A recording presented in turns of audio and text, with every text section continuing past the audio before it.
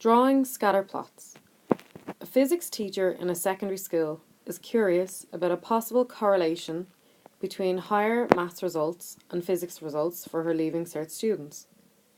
So after the Leaving Cert results are published one year, she records the results in both subjects for the 16 students in her physics class. Because she needs numeric data, she converts each grade to the corresponding CAO points. For example, an A1 is 100 points, an A2 is 90 points, etc. The results she obtained for her students are listed below. So this is the list of her students.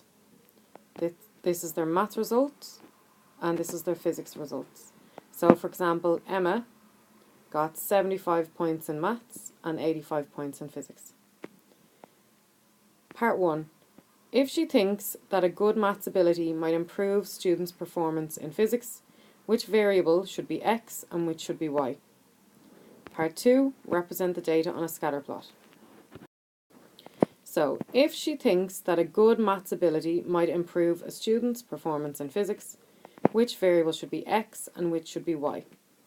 Well, X should be the maths result and Y should be the physics result. Thus, for example, Emma's scores should be plotted as 0.75, 85. Whereas if she thought the opposite of that, if she thought that a good physics result would improve a good maths result, then the numbers would be the other way around. It would be 85, 75. Part 2. Represent the data on a scatter plot. So we're going to let the maths results be the x-axis and the physics results be the y-axis. So our horizontal line is the x-axis, so this is going to be the maths results. And the vertical line will be the y-axis, this will be the physics results. So, for example, Emma got 75 in maths, so we go across the x-axis to 75, which is roughly here, and 85 in physics, so we go up to 85 in the y-axis, which is roughly here. And we plot our first dot. So here we have roughly 75 on the x-axis and roughly 85 on the y-axis. So that red dot there represents Emma's results. And we continue on in the same way for the rest of the results. So for example, Helen scored 70 in maths and 75 in physics.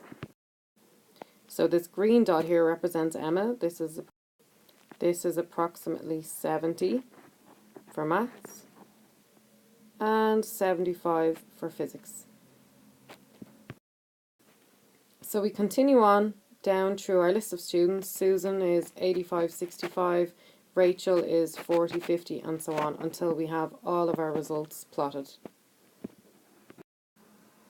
And we notice that there is a trend.